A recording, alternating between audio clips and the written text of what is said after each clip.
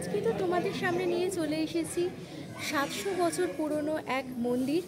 সেই মন্দির কিন্তু পাল এবং সেন রাজাদের সঙ্গে যুক্ত। গর্ভগৃহের এই ওপরের অংশ, এখানে এই যে মা লেখাটা দেখতে পাচ্ছ, এটা কিন্তু বেশ সুন্দর লাগছে। এই যে এই খুব সুন্দর একটা সমাধিস্থল মতো রয়েছে আর কি, বাসুকী নাগের উপর শুয়ে থাকেন এরকম একটা প্রাচীন মূর্তি কিন্তু এখানে রয়েছে।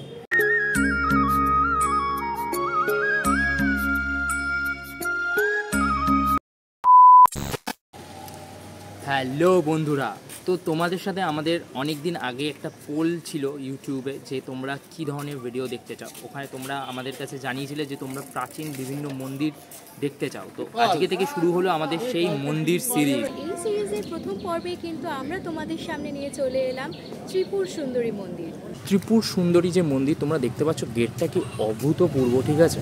এই গেটটা একদম সামনে রয়েছে এবং এই গেট দিয়ে কিন্তু মূল মন্দিরের ভেতরে প্রবেশ করব। খুব সুন্দর না মন্দিরের মানে ঢোকার মুখটা? হ্যাঁ, মানে গেটটাও খুব সুন্দর করে সাজিয়েছে। সেই বাঙালি যে কালচার, যেটা সেই শিল্পকলাগুলো আমরা সব থেকে দেখতে পাচ্ছি এখানে। তো ত্রিপুর সুন্দরী মন্দির থেকে আমি Souvik, and we are let's go to the history.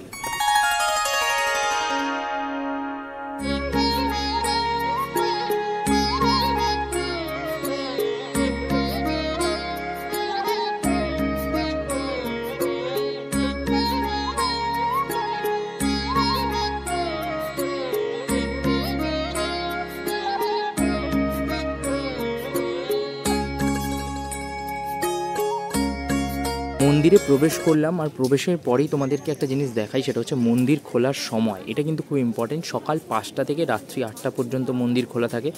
মন্দিরের এখানেই তোমরা পেয়ে যাবে পুজো সামগ্রী, বিভিন্ন জিনিসপত্র, আর ঠিক তার পাশেই যে জায়গাটা রয়েছে সেখানে কিন্তু জুতো রাখার ব্যবস্থা রয়েছে। এই সমস্ত কিছু ইনফরমেশনগুলো খুব ইম্পর্টেন্ট, এটা তোমাদেরকে জানিয়ে দিলাম। এবার তোমাদেরকে এই মূল মন্দিরটা ঘুরে দেখানোর আগে একবার তোমরা গিয়ে চেক আউট করে আসো কীভাবে আমরা এখানে এলাম। সো বেসিক্যালি তোমাদের যেটা প্রথমেই বলার সেটা হচ্ছে যে এই যে ত্রিপুর সুন্দরী মন্দির, এখানে তোমরা কীভাবে আসবে, কারণ এটা নিয়ে সবার ইন্টারেস্ট সব থেকে বেশি থাকে। সো বেসিক্যালি তোমাদের যেটা করতে হবে সেটা হচ্ছে মেট্রোতে কবি নজরুল হচ্ছে নিয়ারেস্ট মেট্রো স্টেশন, মানে গড়িয়া বাজার যেটা, ঠিক আছে? ওখানে নামতে পারো। ওখান থেকে খানিকটা এসে একটা শীতলা মন্দির আছে, গড়িয়া শীতলা মন্দির, সেখান থেকে অটো ধরতে পারো বোড়াল হাই স্কুলে। এই যে আমার পেছনে এই মুহূর্তে বোড়াল হাই স্কুল রয়েছে, ঠিক এই স্কুলের পাশেই এই যে তোরণটা, এই তোরণটাই হচ্ছে এই মন্দিরে প্রবেশের মূল পথ। তো অবশ্যই আসতে হলে কিন্তু তোমাদেরকে এইভাবেই আসতে হবে। তো চলো ফিরে এলাম। এবার শ্রেয়া তোমাদেরকে বিভিন্ন জিনিস দেখা, মানে ও অনেকক্ষণ ধরে আর কি ঘুরে টুরে দেখছিল আর কি। বেসিক্যালি ওর খুব ভালো লেগেছে জায়গাটা। কিরম লাগছে? পরিবেশটা খুবই সুন্দর আর অনেক গল্প আছে, আমি শুনলাম। খুবই মানে রোমাঞ্চকর যাকে বলে, এবং ইতিহাসের সাক্ষী হতে পেরে সত্যি খুব ভালো লাগছে। বেসিক্যালি আমি তোমাদেরকে এটাই বলছিলাম যে আমাদের গোটা বাংলায় এরকম অনেক হেরিটেজ আছে, অনেক হিস্টোরিক্যাল প্লেসেস আছে, যেগুলোকে আমার মনে হয় যে নতুন করে গঠন করা বা তৈরি করা দরকার নতুন প্রজন্মের জন্য, কারণ তাদেরও জানা উচিত। তো এরম একটা মন্দির কিন্তু সেই মানে সেই যে ভাবনাটা, সেটারই একটা প্রতীক। এবার চলো তোমাদেরকে সবটা দেখাই। মন্দিরে ঢুকেই কিন্তু এরকম একটা বিশাল একটা অশ্বত্থ গাছ রয়েছে, ঠিক আছে? মানে এই ধরনের গাছ কিন্তু এই টাইপের মন্দিরে একদম মানে দেখতে পাওয়া যায় একদম, তাই না? সবসময় দেখতে পাওয়া যায়। হ্যাঁ, এখানে একটি মূর্তিও আছে মা কালীর, তারা মায়ের মূর্তি আছে, সরি, তারা মায়ের একটি মূর্তি আছে এখানে এই যে বট গাছটা রয়েছে, আর তার পাশে একটা মন্দির রয়েছে। এই মন্দিরটায় আমরা যাব। বেশ সুন্দর করে সাজানো না এই পুরো চত্বরটা। এখানে একটা দিঘির মতো রয়েছে, প্লাস এই এই যে খুবই পরিষ্কার পরিচ্ছন্ন।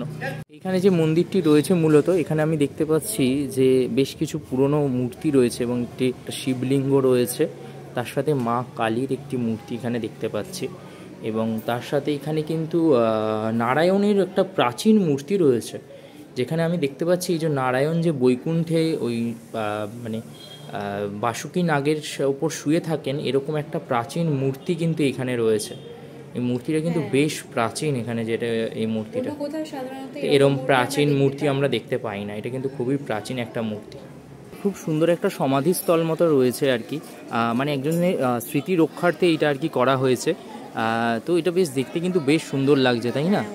হ্যাঁ, খুব সুন্দর করে সাজানো হয়েছে আর কি, একজনের স্মৃতি রক্ষার্থে করা। তো বেসিক্যালি এবার তোমাদেরকে এই মূল মন্দিরে আসি এবং মূল মন্দিরের যে বিষয় বা ইতিহাস সেটা তোমাদের সাথে ভাগ করে নিই।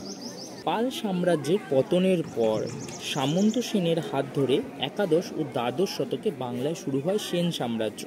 গড়িয়ার এই যে বোড়াল অঞ্চল, এখানে একটি দিঘি থেকে বিভিন্ন প্রাগৈতিহাসিক জিনিস পাওয়া যায়, যা বিভিন্ন স্থাপত্য, ভাস্কর্য যাই বলো না কেন, সেগুলো কিন্তু পাল ও সেন যুগের। এবং কথিত আছে যে সতীর যে বাম করতালু সেটা নাকি এই অঞ্চলেই পড়েছিল, ঠিক আছে। তো সে সতীর পীঠ তোমরা বা মহাশক্তি পীঠ বলতে যেটা বোঝো যে সতীর বিভিন্ন শরীরের অঙ্গ দক্ষ যজ্ঞের পরবর্তী সময় এশিয়ার বিভিন্ন জায়গায় পড়েছিল। তো সেরকমভাবেই কিন্তু সতীর যে বাম করতালু সেইটা কিন্তু এই মন্দির প্রাঙ্গণে আর কি বেসিক্যালি পড়েছে বলে ধারণা করা হয়। পরবর্তী সময় সেন রাজার এক প্রতিনিধি এই মন্দির এক দিঘির পাশে নির্মাণ করেন, যা বর্তমানে এক গুরুত্বপূর্ণ সতীপীঠ রূপে উল্লেখযোগ্য। বর্তমানে কিন্তু এই দিঘি একটু দূরে মন্দিরের পাশে, মন্দির থেকে একটু দূরে অবস্থিত।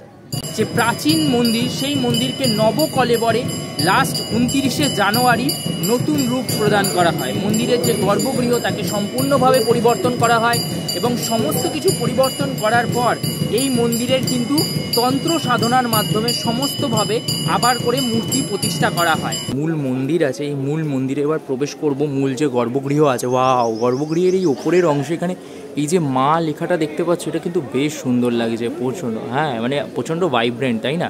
এখানেও কিন্তু বেশ কারুকার্য রয়েছে না, মানে একটা টেরাকোটা বা কোরার কারো, হ্যাঁ, আর্টের ব্যাপার রয়েছে পুরো জায়গাটা জুড়ে।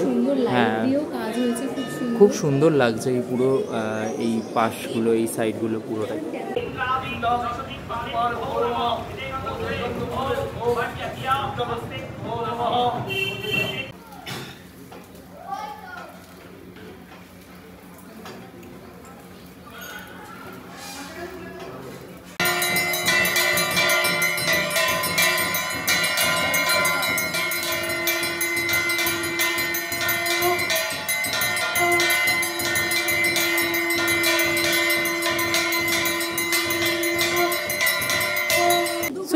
মন্দিরের গর্ভগৃহের ভেতরে গিয়ে কিন্তু মনটা একদম প্রাণবন্ত হয়ে গেল, তাই না? মানে হ্যাঁ হ্যাঁ, অদ্ভুত, যেটা হয় সমস্ত মন্দিরে যেটা গেলে হয় আর কি, তাই না?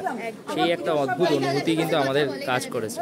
এখানে কিন্তু মায়ের ভোগের পুরো ব্যবস্থা চলছে আর কি। এখানে পুরো এই বিশাল ভোগঘর, এবং ভোগঘরে কিন্তু তোমার এই মুহূর্তেই রান্না চলছে এবারে জোর কদম। ওইদিকে আলুর দম চলছে, এদিকে খিচুড়ির প্রস্তুতি চলছে। তো চারিদিকে কিন্তু বিভিন্ন প্রস্তুতি একবারে চলছে। ঘরের পাশেই কিন্তু একটা খুব সুন্দর এই অনুষ্ঠান করার জন্য একটা জায়গা করা হয়েছে এখানে। এই যে 1 ফেব্রুয়ারি থেকে 3রা ফেব্রুয়ারি লেখাই আছে বাৎসরিক উৎসব ত্রিপুর সুন্দরী মায়ের, এবং এখানে কিন্তু বিভিন্ন অনুষ্ঠানাদি হবে। আর যেটা জানতে পারলাম, এই পাশে কিন্তু একটা বিশাল ব্যানকোয়েট এরিয়ার মতো করা হয়েছে, এসি সহ আর কি। এখানে তোমরা কি হচ্ছে না, অন্নপ্রাশন থেকে শুরু করে বিয়ে বাড়ি বা অন্য যা সমস্ত কিছু, যদি তুমি মায়ের সামনে অন্নপ্রাশন, মুখে ভাত ইত্যাদি দিতে চাও, বিয়ে আদি করতে চাও, তাহলে তোমরা কিন্তু এই যে এইটা পুরো ভাড়া মানে এসে নিতে পারো আর কি। ওপরেও কিন্তু রয়েছে আর কি। তো এটা 3 তল বিশিষ্ট একটা বিশাল বড় ব্যানকোয়েট রয়েছে এখানে। পিছনের অংশেই কিন্তু যেখানে তোমরা এতক্ষণ দেখছিলে যে বিভিন্ন রকমের বিয়েবাড়ি বা অনুষ্ঠান বাড়ি ভাড়া দেওয়া হয়, এবং তার পিছনেই কিন্তু এখানে মালসাতে ভোগ বিতরণের জন্য সব কিছু কিন্তু তৈরি করা হচ্ছে। তোমরা দেখতে পাচ্ছ এই যে এখানে রয়েছে মালসা, এবং এখান থেকে কিন্তু সবাইকে ভোগ বিতরণ করা হবে। মন্দিরের গর্ভগৃহে ঢোকার পর প্রথমে মায়ের যে সিংহাসন বেদি, সেটা দেখে মন একবারে জুড়িয়ে গেল। আর এখানে উপস্থিত যে মাতৃ প্রতিমাটি আমরা দেখতে পাচ্ছি, এখানে মা ত্রিপুরা সুন্দরী নিজে অধিষ্ঠান করছেন ভোলা মহেশ্বর এবং ব্রহ্মা বিষ্ণুকে নিয়ে। এই মূর্তিটি নতুন হলেও এইখানেই রয়েছে কিন্তু সেই প্রাচীন মূর্তিটি, যেটি এই মূল সিংহাসনের একদম নিচের অংশে রাখা রয়েছে।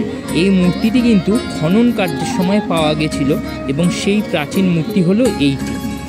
পুরনো মূর্তির সাথে সাথে কিন্তু বর্তমানে নির্মিত নতুন মূর্তি এবং এই গর্ভগৃহ একদম নবসংস্কারের পর আলাদাই মাধুর্য পেয়েছে। সো তোমরা কিন্তু দেখলে যে কি সুন্দর একটা মন্দির কলকাতার বুকে নতুন করে সেজে উঠেছে। অবশ্যই চাইলে এই মন্দিরটা ঘুরে যেও। 1 তারিখ থেকে 3 তারিখ বাৎসরিক অনুষ্ঠান, সেটা তো শুনলেই। তো চাইলে এর মধ্যেও আসতে পারো বা সরস্বতী পুজো কাটিয়েও আসতে পারো। ভালো লাগলে আমাদের অবশ্যই কমেন্ট করে জানিও। আর আবার এইভাবেই কোনো একটা নতুন মন্দিরের ভিডিও নিয়ে এই মন্দির সিরিজে দেখা হবে। ততক্ষণের জন্য টাটা। আর সরস্বতী পুজোর ভিডিওর অঢেল ভিডিও আসছে, তো সেগুলোর জন্য ওয়েট করো। দুর্গা দুর্গা।